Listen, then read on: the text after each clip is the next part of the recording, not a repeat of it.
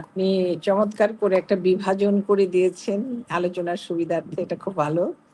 যে উন্নত বিশ্বের নারীরা কি ধরনের অধিকার বা স্বাধীনতা ভোগ করে, এটা আমরা দেখি বিভিন্ন সাংস্কৃতিক প্রোগ্রামগুলো এবং বিভিন্ন তাদের আলাপ আলোচনা লেখা থেকে, পুস্তক থেকে আমরা বুঝতে পারি। আর মুসলিম বিশ্বের জন্য যে আলাদা একটি পর্দা প্রথা আছে, তো সেই কারণে মুসলিম নারীদের জন্য উন্নত বিশ্বের নারীদের যে স্বাধীনতাটা, ঠিক সেই অর্থে তাদের স্বাধীনতাটা থাকে না। বিশেষভাবে আমি পোশাকের কথা বলবো। পোশাকের ক্ষেত্রে তাদের মুসলিম বিশ্বের হিজাব, নেকাব এগুলো পড়তে হয় আমাদের। অনেকেই পরে থাকেন, কেউ কেউ পড়েন না। সেটা খুব স্বল্প সংখ্যক। আর অনগ্রসর যে বিশ্ব, সেই বিশ্বে যেখানে মানুষের মৌলিক চাহিদার অনেক কিছুই অনুপস্থিত, সেই বিশ্বে নারীরা কতটুকু অধিকার ভোগ করতে পারে, স্বাধীনতা ভোগ করতে পারে, সেটা বলাই বাহুল্য। কারণ আমরা যদি উন্নত, মুসলিম এবং অনগ্রসর এই তিনটা ভাগকে আমরা এক করে দেখি, তাহলেও কিন্তু আমরা বুঝতে পারি যে কিছু জায়গা আছে যেখানে নারীরা চাইলেই স্বাধীনতাটা নিতে পারে না, ইচ্ছে করলেও না। সেগুলো তাকে মেনে নিতে হয় সংসারের দাবির কারণে। আমাদের জাতীয় কবি কাজী নজরুল ইসলাম যদিও বলেছেন, এ বিশ্বে যা কিছু মহান সৃষ্টি চিরকল্যাণকর, অর্ধেক তার করিয়াছে নারী, অর্ধেক তার নর।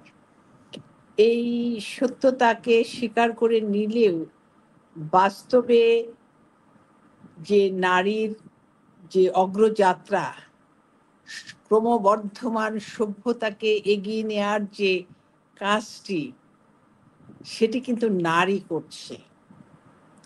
এই যে বিশ্বে মানব প্রজাতি যে দিনে দিনে দিনে দিনে বৃদ্ধি পাচ্ছে, নারীর গর্ভজাত সন্তান উৎপাদনের মধ্যে দিয়ে, অর্থাৎ পৃথিবীর টিকে থাকা, সামনের দিকে এগিয়ে যাওয়ার প্রধান কাজটি কিন্তু নারী করে।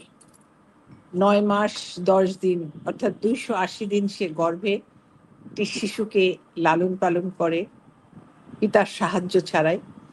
তারপরে তার জন্মের পরে আবার এই শিশুর লালন পালনের ক্ষেত্রে পুরুষ পিতাটি যেহেতু বাইরে উপার্জনশীল কাজে ব্যস্ত থাকে, সেই কারণে নারীকেই তার অধিকাংশ দায় এবং দায়িত্ব পালন করতে হয়।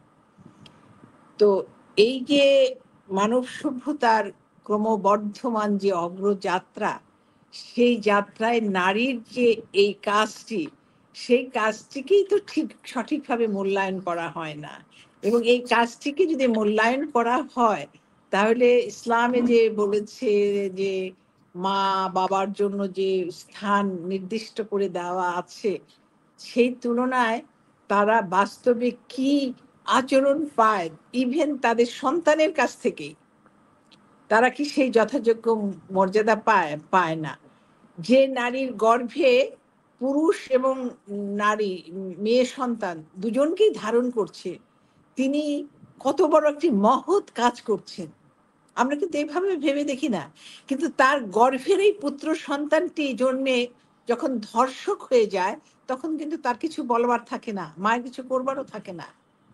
তবে হ্যাঁ, একটি জিনিস করবার থাকে, যেটা আমি কিছুদিন আগেও একটা ইন্টারভিউতে বলেছিলাম, যে না, ছেলে শিশু এবং মেয়ে শিশু জন্মের পর আমরা বাবা মা হিসেবে তাদের কিছু শিক্ষা দিয়ে থাকি। যেমন ছেলেটি যখন স্কুলে যায়, তার বহির জগতের সঙ্গে মেশে, তার জন্য কিন্তু আমরা কোনো বাধা নিষেধ কিছু আরোপ করি না। কিন্তু মেয়েটি যেই মুহূর্তে স্কুলে যেতে শুরু করে, বাইরে যেতে শুরু করে, তখন তাকে আমরা মা হিসেবে বা পিতা হিসেবে শেখাই যে তুমি চুপচাপ যাবে, রাস্তায় যদি কেউ তোমাকে ডিস্টার্ব করে কোনো ছেলে, তুমি কিন্তু কথা বলবে না, মুখ নিচু করে চলে যাবে। হ্যাঁ? কারণ কি? যে আমি কিন্তু গোড়াতেই এই প্রতিবাদহীন করে তৈরি করছি মেয়েটিকে। আর ছেলেটি যখন যাচ্ছে তার জন্য ১০ দিগন্ত খোলা। আমি কিন্তু ছেলেটাকে বলতে পারতাম মা হিসেবে, "বাবা, এই যে তুমি বাইরে যাচ্ছ, যত মেয়ে দেখবে, হয় তোমার খালা, চাচী, বোন, ছোট বোন এটাই ভাববে।" আমরা কিন্তু এই কথাটা বলি না। আমরা মেয়ের ক্ষেত্রে যেটা বলি।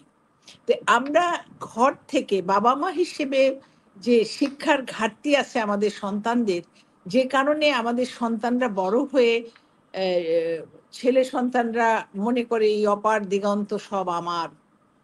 আর মেয়ে শিশুটি মনে করে যে আমি আমার ভাইয়ের চেয়ে অধিকারের দিক থেকে বঞ্চিত। আমার সব জায়গায় যেতে নেই, সব কাজ করতে নেই, সমস্ত কিছুতে বাধা বিপত্তি আসছে।